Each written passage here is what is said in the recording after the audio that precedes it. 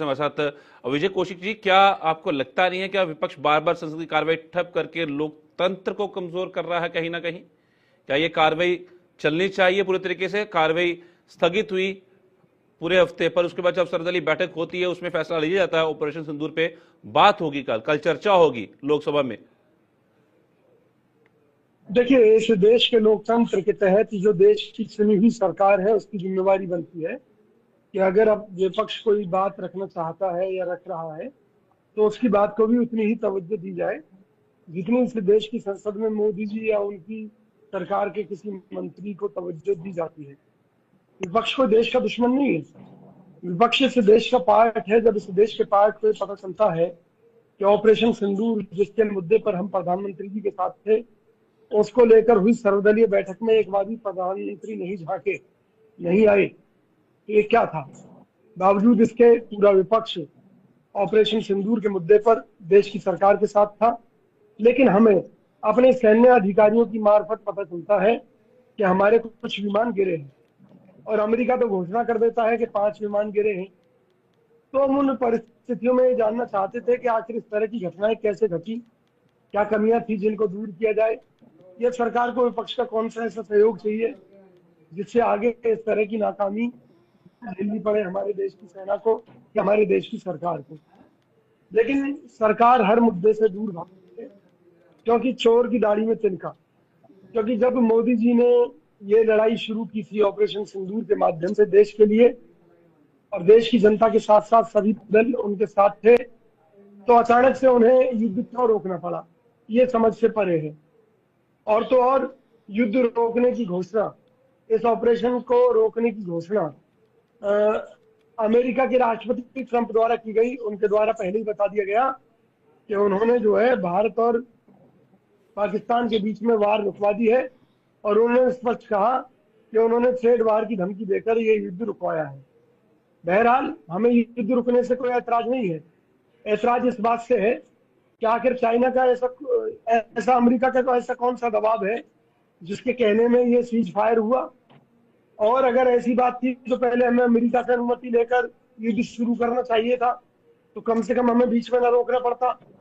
फिर ये जो 5 विमान कथित रूप से भारतीय देखिए विजय सेना कौशिक के जी, आप ये विमानों की बात ले आए हैं। आप जो बात कह रहे हैं, ट्रंप के बयानों पे तो कोई विश्वास कर ही नहीं रहा है, क्योंकि वो उनका बयान तो हर कुछ दिनों के बाद, कुछ घंटों के बाद भी मैं कहूं तो वो बदल रहे थे।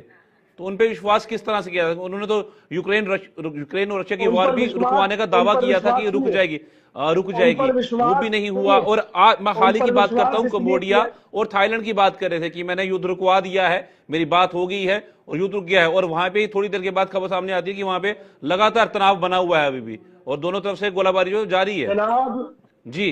आप जनाब मुद्दा ये नहीं उनकी, है। आप मुद्दा ये डोनाल्ड ट्रंप है जी की हम बातों पे कि विश्वास तो ट्रंप नहीं ने करेंगे ना? घोषणा की। सुनिए, पहले ट्रंप ने घोषणा की कि उन्होंने युद्ध रुकवा दिया है और उसके बाद भारत द्वारा सीज फायर की घोषणा की गई। इसलिए हमारा पूछना बनता है। मैं जवाब लेता और हूं रही आपका, बात पर यह कि मैं ट्रंप मेरा कौन ये है सवाल भी रहेगा कौन आपसे। नहीं है। आप ट्रंप की बात पे विश्वास कर रहे हैं कि ट्रंप ने ऐसा कहा और तब जाके भारत ने उसके अरे ये बाद तो ये हमारे सैन्य अधिकारियों ने युद्ध कहा है विराम कि किया? हमारे पर आप इस जहाज बात पे गिरे विश्वास, हैं। जो सरकार बात कह रही है हमारे उस पर सैन्य आप विश्वास नहीं अधिकारियों कर ने रहे हैं। कहा है आपके कि शशि हमारे थरूर जो जहाज गिरे हैं वो हैं। भी इस बात की साफ तौर पर कह चुके हैं, अब अपने ही नेता की बात को भी नहीं मानेंगे। मतलब मुझे ये चीजें समझ नहीं आती, क्योंकि एक शायद एक अरे भाई जनता के लिए साहब गलत नैरेटिव सुनिए, सेट नहीं किया जा रहा। जो बात हमारे सैन्य अधिकारियों ने कही है हम उस बात को मानते हैं। सैन्य अधिकारियों सैन्य ने कहा अधिकारियों की है बातों को भी मैंने कि सुना कई। है, उनको तोड़ मरोड़ क्या पेश किया गया है। वो उस तरीके से नहीं कहा गया अरे कि जनाब सुनिए, नुकसान हुआ है। आप ये बात प्लीज जरूर कही भाजपा गई के है कि प्रवक्ता ना नुकसान बने। हुआ, मेरी बात सुनिए, सुने, नुकसान हुआ है, जंग होती है, नुकसान होता है। ये जरूरी नहीं है कि नुकसान कितना हुआ है, वो जरूरी नहीं है, नुकसान हुआ है। आप बात ये यह भी है कह कि हमने दीजिए कि हमारे उनको सेना कितना के नुकसान अधिकारियों ने पहुंचाया ये है। नहीं कहा कि भाई जो हम डिमांड्स करते हैं रक्षा क्षेत्र में मजबूती के लिए, वो डिमांड्स पूरी नहीं होती, बहुत लेट पूरी होती है। कह दीजिए नहीं कहा हमारे सेना के अधिकारियों चलिए, ने। मैं जब चर्चा होती है ऑपरेशन सिंदूर के ऊपर, क्या वो सुचारू रूप से चल पाएगी? विपक्ष का बहुत बड़ा रोल देखिए रहेगा इसमें। 2014 से जी। 2014 से जब से मोदी सरकार सत्ता में आई है, इनका एक ही मकसद रहा है कि लोकसभा के अंदर अशांति हो और ये अपने मनमाने फैसले ले सकें। जिस तरह से इन्होंने कृषि बिल पास कराए थे विपक्ष के विरोध के बावजूद। ऐसे बहुत से बिल हैं जो इन्होंने विपक्ष के विरोध के बावजूद पास कराए। ठीक है, सत्ता पक्ष अपने बहुमत का फायदा ले रहा है, वो एक अलग मुद्दा है, लेकिन यह लोग खुद ही संसद को नहीं चलने देना चाहते और उसका ठीकरा हमारे ऊपर छोड़ते हैं।